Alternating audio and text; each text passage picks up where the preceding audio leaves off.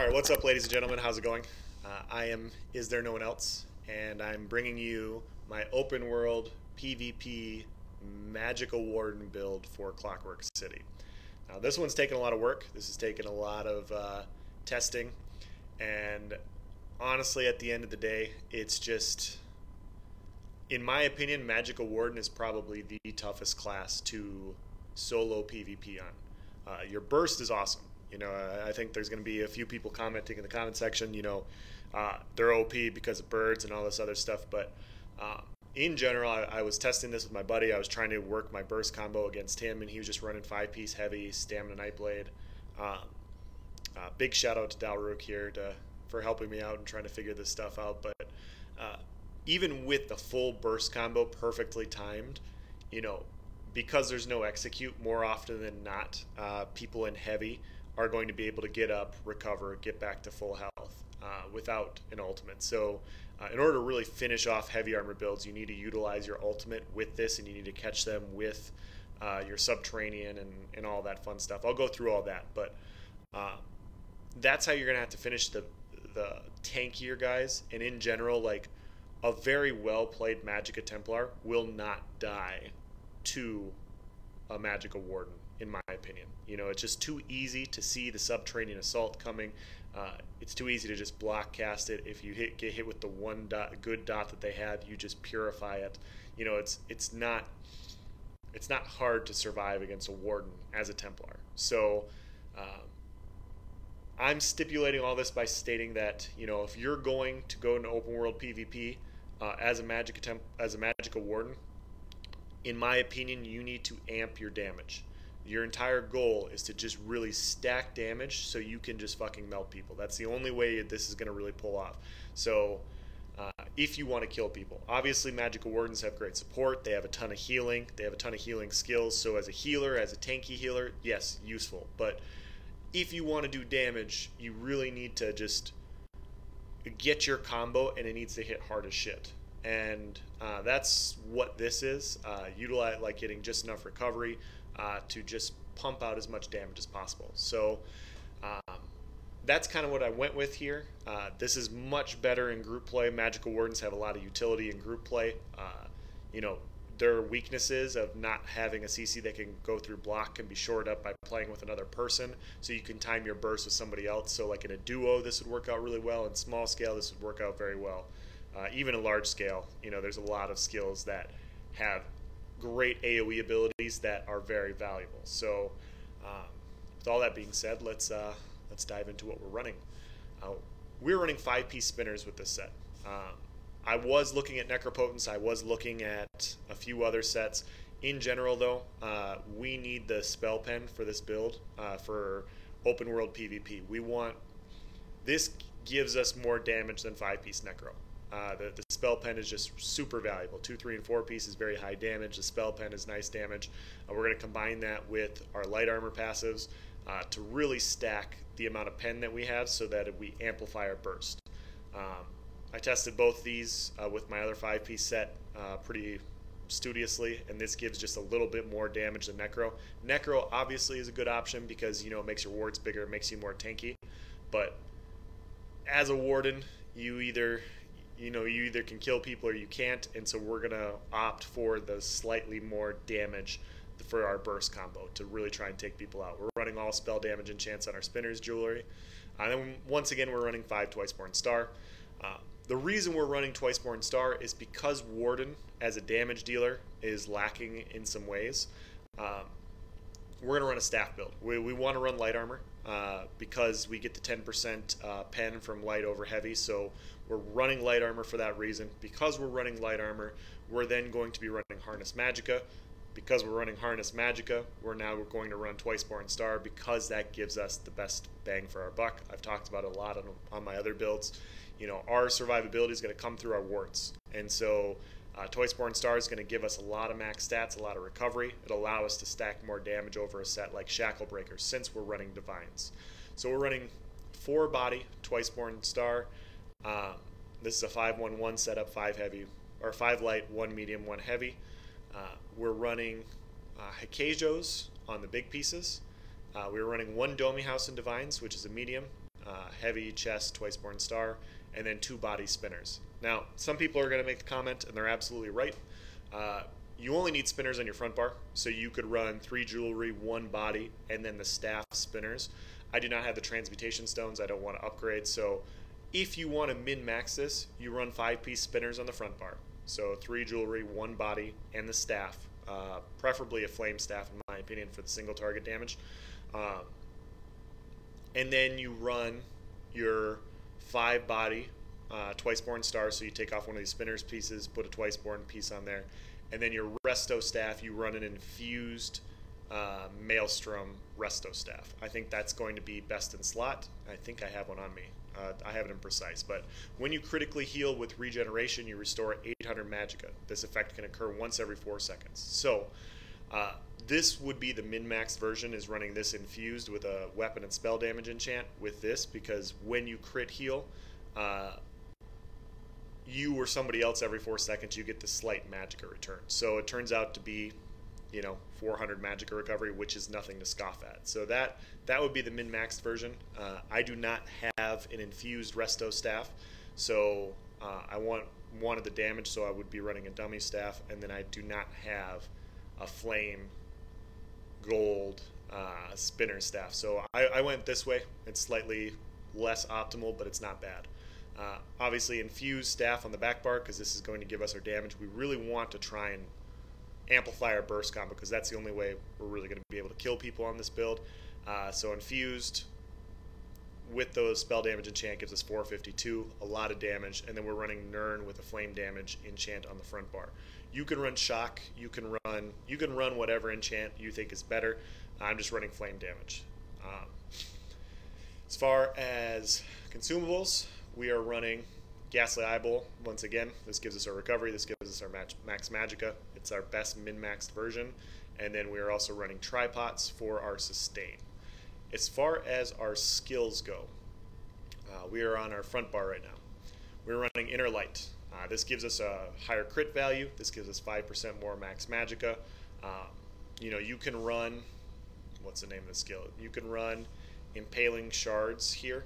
The ground dot that wardens have. I don't think it's super awesome, so I'm not really running it. I want the 5% in the crit value. I think that's a little bit better. We're running Fetcher Infection. This is a huge damage over time effect. Unleash a swarm of Fetcher flies to relentlessly attack an enemy, doing 18,000 magic damage over 10 seconds. Every other cast deals 50% increased damage. So fully buffed, this is like 23,000 magic damage over 10 seconds, which is nothing to joke about for a dot. 50% more damage of that. This is a 35,000 dot every other cast. So this is very effective against a lot of stand builds, basically classes that can't purify this dot. This is going to just melt on people. So very useful. Screaming Cliff Racer. This has its problems. It says it's instant, but it's got a funky cast time with it, and it's undodgeable. So that's the BS part, but it does pretty good damage, 9,000 magic damage. I think this jumps up to about 11 or 12,000 with our stats. And then Deep Fissure. Sorry, not Subterranean Assault. That's the Stamina version. This is the Magicka version, Deep Fissure. This is the ground AoE, and it'll stun one enemy. And so this is going to be our big AoE. This is going to be part of our burst combo. It does a bunch of damage. And then Crushing Shock. Crushing Shock does coincide with our combination, because we can cast this and then we can hit this to have it all go off at the same time. Now, as far as ultimates go, it all depends on your group composition. Okay, if you guys want to run Meteor, if you want to run Meteor, I would run with somebody that can put a CC through block, and then you coordinate with them. And then when you say I'm dropping my Meteor, have your buddy CC him so that they eat the Meteor. Solo, Meteor's not going to work super well. Just because they can block, you don't have a CC that goes through block, you're going to be very frustrated with running that. Feral Guardian needs to be fixed, so that's not super good. You could run Permafrost. Permafrost is a pretty solid ultimate. Northern Storm's okay too. Permafrost is the one that stuns. It doesn't do as much damage as Eye of the Flame, but it's good. It does a bunch of other things, so I feel like Permafrost is good in group play, timing with other people to really snare people and slow them down, and then your buddies come in. If you're kind of running solo, currently I'm running Eye of Flame because when I was leveling this character, I was a dumbass. I did not get access my Fighters Guild, and so I'm still leveling Fighters Guild up right now. I think the best way to do this would be to run Dawnbreaker of Smiting.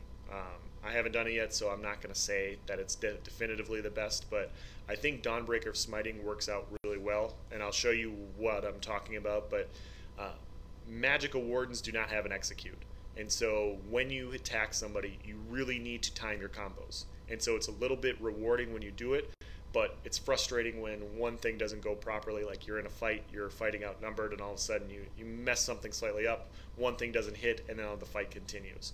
I think Dawnbreaker of Smiting really coincides well because it's a cheap ultimate. It's a knockdown. You know, if they block your Deep Fissure, or if they try to block your Deep Fissure, you can Dawnbreaker of Smiting right before the Fissure goes off, or you can Dawnbreaker after the Fissure goes off and they block it, so you still knock them down and hit them with other things. So I think it works better. I'm currently running Destroult because, as you all know, with the way PvP currently is, everybody's Zerg surfing. I wanted to, you know, this is the best AP gainer. It does the most damage. You know, it just makes a lot of sense. So, CP 26 in the Warlord. Oh, I'm sorry. I didn't go on my back bar. My back bar skills. I did half of it. We were running Healing Ward. This is a staff build. You can run the other heals, but honestly, for sustain, we can't be crit with this. This is just more valuable than all the other heals because, in my opinion, because we are a staff build, we are very squishy. Having 2 wards is better than another heal over time effect, in my opinion. It'll save us on our sustain so we can amp more damage. We're running Harness Magicka, a very big damage shield. This is going to be our main part of our tankiness. Very useful. It also restores Magicka when we're fighting Magicka skills. It pays for itself. We are running Bullnetch over the Blue Betty. And the reason we're doing that is because our stamina pool is lower. Let me look here. Yeah, we're around 13,000. I think we're around 13,000 stamina. So our stamina pool is a little bit lower. We get Major Sorcery, increase our weapon and spell damage by 20% over 4 seconds, but it also restores 35-55 stamina over 22 seconds. That stamina return, in my opinion, is a little bit more valuable than the Blue Betty purging 1 dot. 1 dot's not that big of a deal. It's not going to make or break whether we live or die, in my opinion. So I'd rather have the Stam Sustain with the smaller stamina pool. This allows us to break free a little bit more, dodge roll if we have to. I'm also running Mutagen. Mutagen covers up us not running Blue Betty because this also removes 1 harmful effect. You can run Leeching Vines or Living Trellis, this skill right here. However, Mutagen is a little bit cheaper, and I come to find like this animation is just a little bit clunky. I don't like it as much as I like Mutagen. So Mutagen's cheaper. The other thing is this works for you and people in front of you. Mutagen goes to basically everybody. And if you min-max this build, like I said, regeneration, this is going to be where your crit heal is going to be. So Mutagen over that for that reason. Yeah. And then we're also running Bird of Prey. This is going to be our major expedition. It also gives us minor berserk. It also gives us major endurance. Increase our stamina recovery for 20% over 10 seconds. So once again, this is amplifying our damage. And then we're running Resto ult on the back bar because, you know, Resto ult is powerful. So let me take my food. Get to our stats here. Go find an ad to fight. Fully buffed up. We are looking at, oh my gosh, let's try it again. We're looking at 3156 spell damage, 42,359 Magicka, just under 2,000 Magicka recovery, 21,000 health, and 14,000 stamina. 42% spell crit, which is not bad at all. We are a high elf. Keep in mind, guys, like the stats are good, but what we're missing with this setup is we are missing the spinner's 5-piece. So our damage is actually, even though it is very high, like it looks high with this setup, we still have more because we are running spinners. Spinners is just going to be a little bit more damage than even this is going to be. So very useful for that reason. Our tooltips are nice, but that spell pen comes in handy. So as far as our CP goes, and I know this video is going a little bit longer, it's very in-depth. I'm trying to explain everything as well as possible. 26 into Warlord, 76 into Arcanist, 85 into Tenacity. We are going to be doing a bunch of heavy attacks, so the return there is nice. 41 into Tumbling, 2 into Shadow Ward. We have a lower stamina pool, so we're not going to be block casting a lot, so not a whole lot needed there.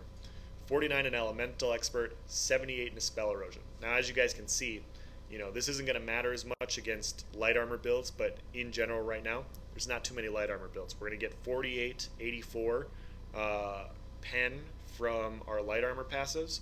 We're getting about 3,500 or 3,300 from spinners. So 7, that's 8k pen. This is 13. So the only people we are going to be over penning with this build are Magicka sorcerers when their shields go down. At the end of the day, we're only over penning by like 2 or 3k. If they're using Boundless Storm, we're not going to over pen them. We're going to be they're going to be at 2k. But if they're not using Boundless Storm, they're going to have about 9,000 resistances. We have 13k pen, so we are going to go over a little bit there. You could take some out if you want, but the people that we're trying to melt the most are stand builds and heavy armor builds. And this is just, in my opinion, with testing and everything, this is what worked out pretty well for me. You could take some out of here, like I said, and put it in Elfborn if you want.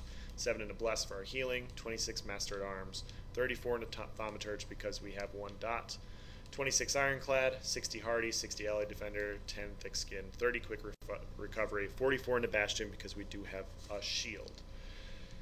Now that I explained everything as well as I possibly can, in general, we want to try and keep our mutagen up. It's going to be useful for us. It's going to be useful for our group. Very, very useful in group play to purge a dot as well. Keep our harness up. And when we fight, we're going to light attack harness. We're going to hit with this. And they're just going to melt right away. I might have to go to a house. But what you want to do when you do this is you want to hit your Subterranean. You want to hit your bird, and then you're going to light attack Crushing Shock. And so what's going to happen is whatever you hit, whatever you fight, you're going to hit with you're going to immediately start off with a Fetcher Infection. I'm not going to hit it because it's going to basically kill this thing. But you want to Deep Fissure, this, light attack, Force Pulse. And as you can see, it all goes off at the exact same time. So you're going to have your Deep Fissure with your Fetcher Infection dot, with a Cliff Racer, with your Crushing Shock, with a light attack with a Fire Staff, and then that will also proc your Flame Enchant. We do not have an Execute, so our entire ability to kill somebody is based off of lining up all of this burst. Now, anybody in medium armor, in general, this is going to be a very fun, bad group killer. But anybody competent, you're going to have a hard time killing by yourself, just because most people know, okay, they see this, they move to the side a little bit, they don't eat it or they block it. And if they block that, or if they have enough resistances, and even if they don't, they're going to be able to get up and heal through it as a Magicka Templar or whatever anyways. And you can't do enough pressure as a Warden with that sort of thing. And so this is going to be my issue with this class in general, and I think this is something that they need to address. Magicka DKs, they will not give a Magicka DK and Execute. They give them a bunch of damage over time effects, and that's fine. If you're not gonna give a Magicka DK and Execute, and you're gonna give them a bunch of damage over time effects, cool, whatever. But Wardens also don't have an Execute, and they don't have. And this is the only good damage over time effect. So I feel like they need one more dot. And yes, you can say you can run this, but it's easy to get out of. It's a ground-based one. I think one that you apply to somebody would be useful. I think that's the way to go, or just give them an Execute. I don't know why. I don't know why Executes are so bad in PvP for some classes. Like why can't classes run Executes? But I'm gonna do this one more time for you guys. and then basically it goes off. So the bird, all that hits. And if you had Dawnbreaker and they go down, then you hit them with Dawnbreaker as well. And so you'll have your Deep Fissure, your Fetcher Infection Dot, your Cliff Racer, your Force Pulse or Crushing Shock, and then your Dawnbreaker. And that's going to finish off most people if, you know, if they're not very good. So that's going to be the end of the video. If you guys have any comments, if you guys have any tips, I am obviously not the best Magicka Warden by any means. This is a very new character. This is what's been working for me. Much better in group play, a little frustrating solo, but still a fun class. If you want to be a healer, you know, I can come out with a healer build for this as well, but you know, as a person that plays small scale, I try to approach each class from a small scale situation, and this is the best that I have found so far for this specific class. So let me know what you think. Thank you for watching. Have a nice day.